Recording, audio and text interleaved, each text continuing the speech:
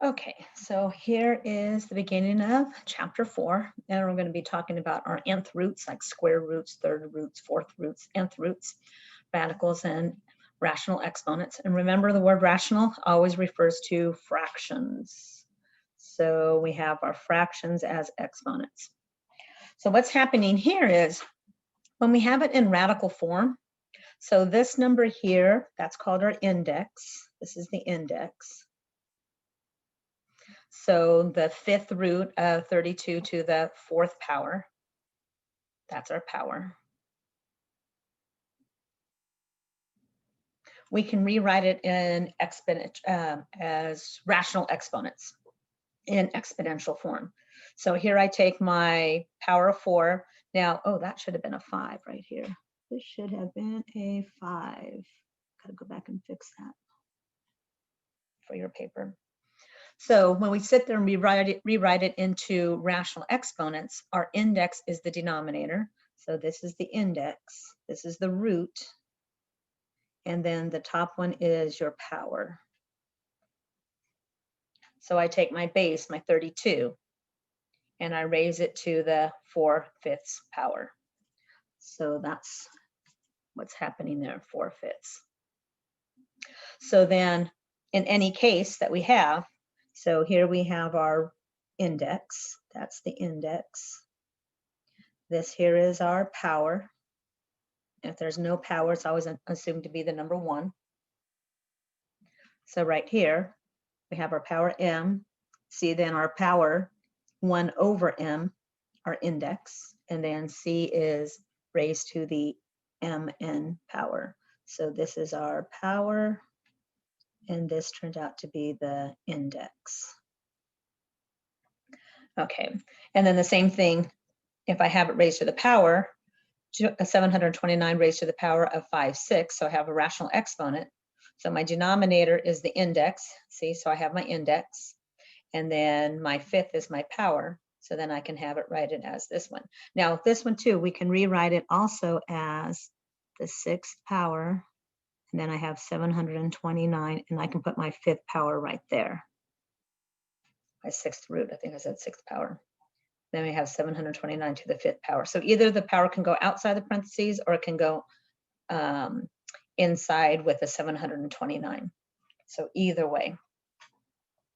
Okay, so now let's get into some problems here. And we'll get into solving later on. Okay, so when we want to find the specific roots of each number. So if I want to find the real 4th root of 16, or the 4th root of -16, or the 5th root of 234, or the 5th root of -234. So we're trying to find these roots. And these are called our nth roots. So this would be the 4th root, this would be a 5th root. Now here, we can only take the even root. So this would be our even case of a positive number, and the result is a positive and a negative real number. The even root of a negative number is non-real, so doesn't exist in the real number world. That's when you get into the imaginary, and we're going to get into the imaginaries later on. Okay, so when I see something like this and it says find the real 4th root of 16, so the 4th root of 16. So I can put that into the calculator, or I can also realize, well, the 16 is the same thing as 2 times 2 times 2 times 2. So if I want to take the 4th root, so that I can take out, I can make that to equal 2. Now, I'm taking an even root of a positive number. This is my even root, 4th root. My index is even. So right here, this is even. And I can get 2, because 2 times 2 times 2 times 2 is 16. But what also is true, and again, this is only for even roots, a -2 times a -2 times a -2 times a -2 can give us 16. So this could equal 2, or it could equal a -2. We have 2 answers here. We have a positive and we have a negative real number. So it could be 2 or it could be -2. But if I want to take the 4th root of -16, I can't find that there. because there's no two numbers that are exactly the same that's going to give me a negative 16. That's going to be 4 of them. So in this case, an even root of a negative number is non-real. So this is non-real. So on some of the problems on the homework, they'll ask you to take the 4th root, and I'll say, here are my answers, or you can click non-real. They don't exist in the real number system. Okay, but now you can take the odd root of a negative number. You can do that. That is okay. You can do an odd root of a negative number. So the result will always be negative. So this is our case when we're going to do our odd root. This was even, anything with even. 2, 4, 6, 8, 10. Odds would be 3, 5, 7. So here I want to do the 5th root. So here I want to do the 5th root of 243.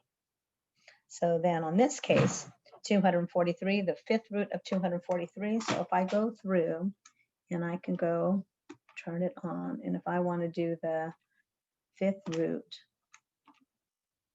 oops, I need a 5, 5th root of 243. My answer is 3. So there, my 5th root, my answer is 3. So this is the same thing as 3 times 3 times 3 times 3 times 3.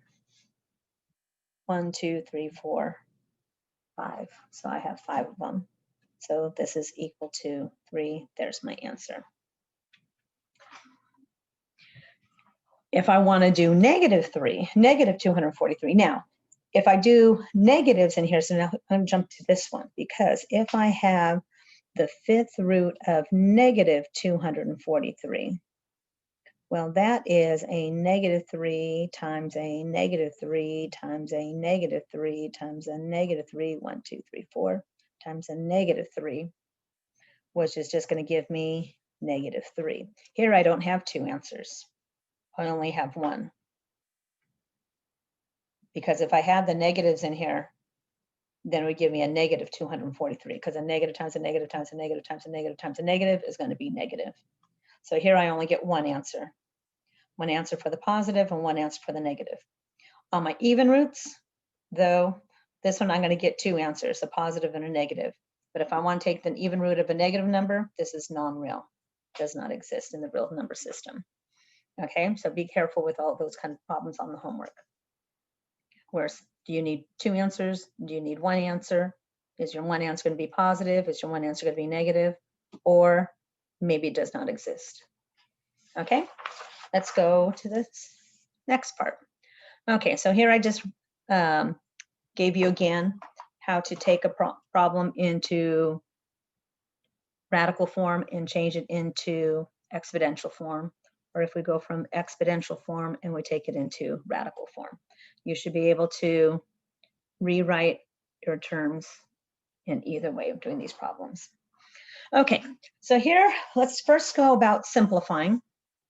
And we want to simplify these. Now, simplifying the radicals with variables, you must use the even odd rule. And what this is if the root is even and the outcome exponent is odd, then you need to place absolute value bars around the variable or variables, depending upon how many you have. Okay, it's called the even odd rule. If the root is even and the outcome exponent is odd, then you need to place absolute value bars around the variables. And that is the only rule that you need to follow. If the even root, odd root, don't have to worry about the odd root. So even root.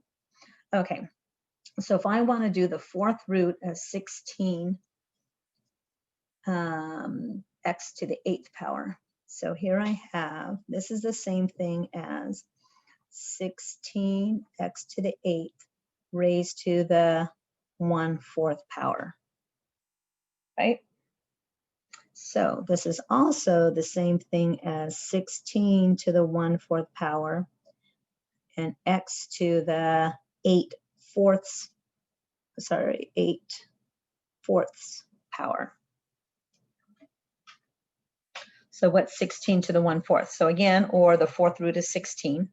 We just did that in the other problem. If I think of them in rational exponents, so if I go into and I can go 16 and raise that to the 1/4 power. See, and we get 2. Or I can take the fourth root of 16, and I'm still going to get 2. So here, this is equal to 2. And then x, and then 8 divided by 4, then we get 2. So my variables, if the root is even and the outcome is odd, look at my outcome. I have an even 2. It's even. So here we're okay. So this is a perfectly fine answer right here. 2x squared. I don't need absolute value bars. No absolute value bars. Now here, let's take a look at this one. So here I have, this is going to be x to the 20th power, y to the 8th power, and this is raised to the 1/4 power, which is the same thing as x raised to the 20 over 4, and y is 8 over 4. So what do I get? I get x to the 5th power, and here I get y squared.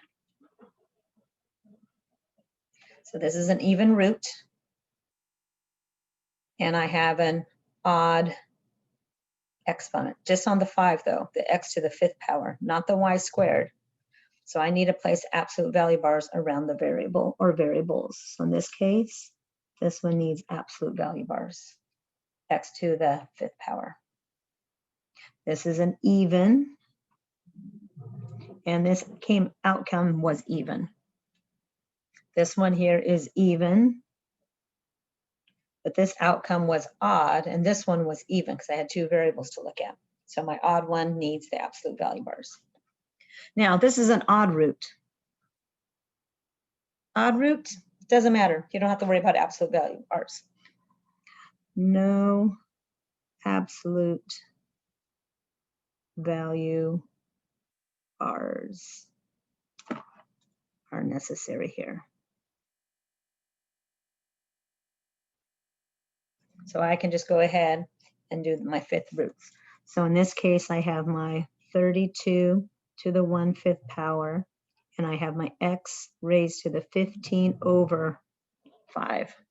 So again, I can go 32 and raise that to the 1 divided by 5. The answer, oh, I've got too many 2's in this problem. That's a 2.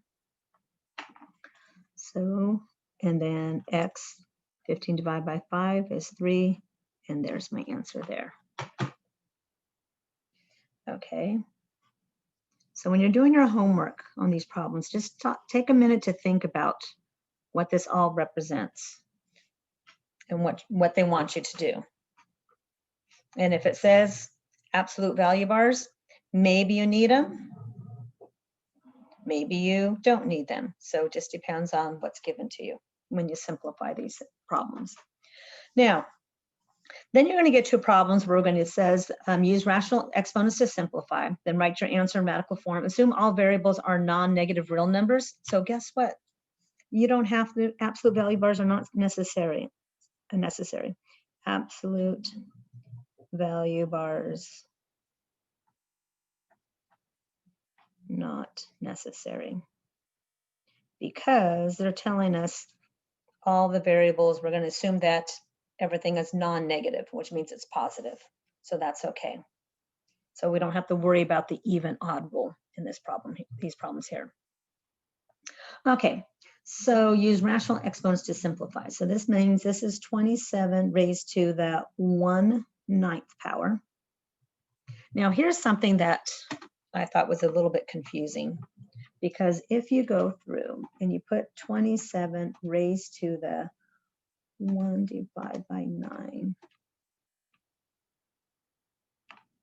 Oops, I did something wrong. 27 raised to the 1 divided by 9. You get this decimal number. They don't want you to do that because they want you to write the answer in radical form. Well, look what we get here. So this is a special case. This is special. So if you get these decimal numbers, then you have to realize, okay, what do we know about 27? Hey, 27 is 3 times 3 times 3, right? That's the same thing as 3 to the 3rd power, and then I have this 1/9. This is the same thing as the power of 3/9, which means 3/9 is the same thing as 1/3. And then from there, write the answer in radical form. So this is a cube root of 3. So this is equal to the cube root of 3, and there's our answer. If I go through on my calculator and I go do the cube root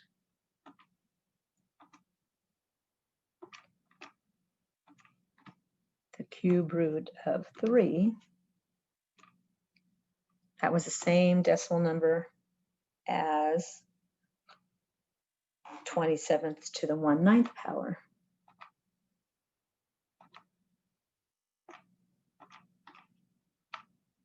See, you get the same answer. Okay, let's go to letter B. So letter B, here's my x raised to the power of 4. My index is 12. So this is the same thing as x to the, we can reduce that to what, 1/3? So that's going to be the 3rd root of x. So you need to make sure you put that 3rd root in there, your answer. Oh my goodness. I need to change these problems because they all come out to be the same thing. Y is equal to 8/24. This is the same thing as y is equal to 1/3. So again, I can change that to a 3rd root, and this is y. So unfortunately, these all turned out to be 3 indexed. Will that always happen? No. That was just me being careless and not thinking about my answers ahead of time. Okay, example 4. So in example 4, write each expression using fractional exponents. We want to simplify. Again, we want to use our fractional exponents. We're going to assume all the variables represent positive real numbers. This is the same thing as non-negative. So in your homework, sometimes I'll say non-negative real numbers, sometimes I'll say positive real numbers. So I just want you to make sure that you understand that this means the same thing. Okay, so we want to leave it in fractional exponents. So when I look at this term right here, so I'm going to look at each one individually. So this is -8 to the 1/3 power. This is a raised to the power of 3/3. And this is b raised to the power of 9/3. So my index, my cube, is my denominator. So -8 to the 1/3 power, so you can put that into your calculator, or you can realize -2 times -2 times -2. So this is equal to a -2.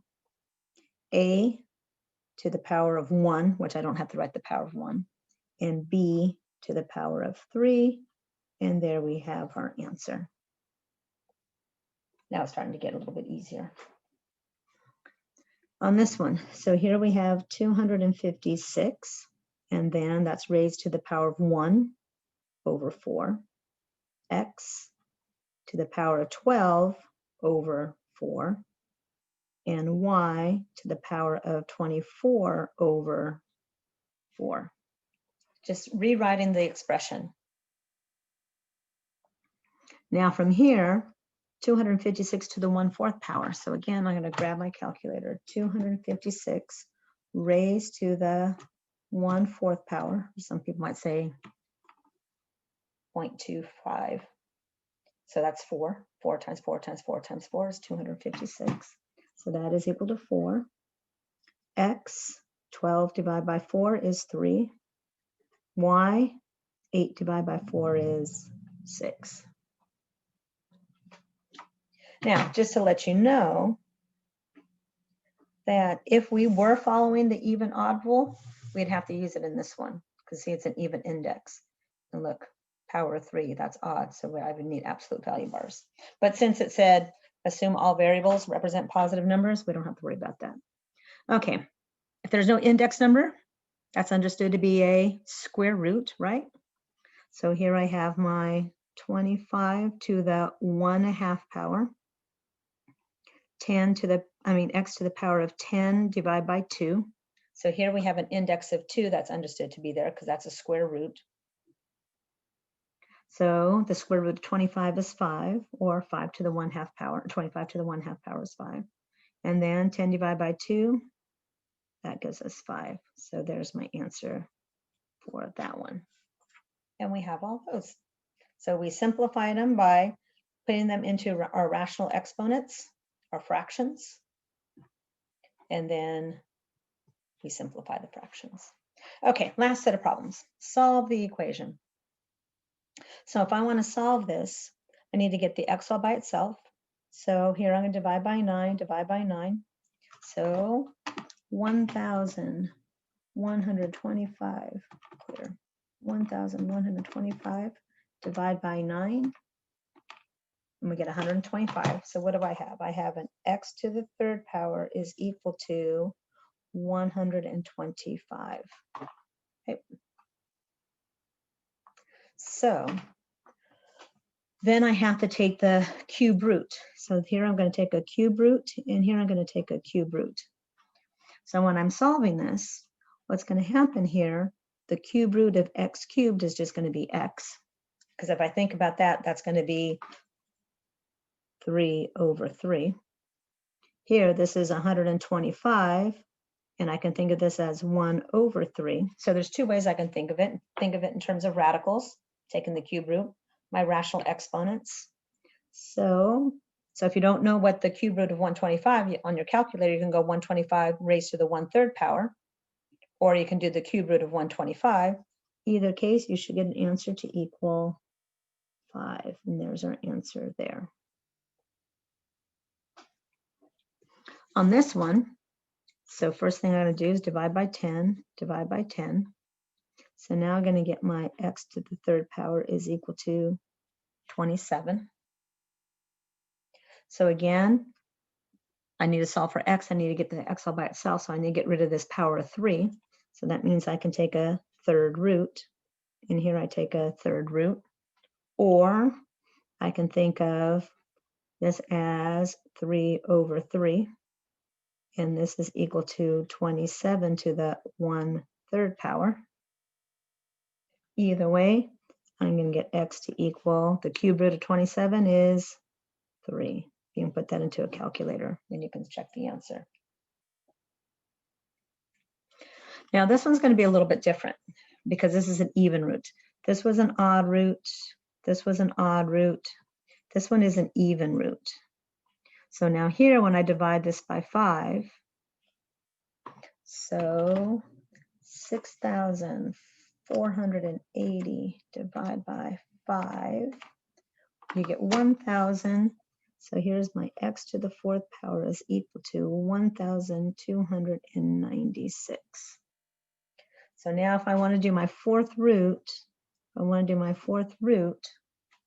so here, or I can think of this as x raised to the 4 over 4 is equal to 1,296 raised to the 1/4 power. So I can go through 1,296 raised to the 1/4 power. So I just put it in there, raised to the 1/4. We get 6.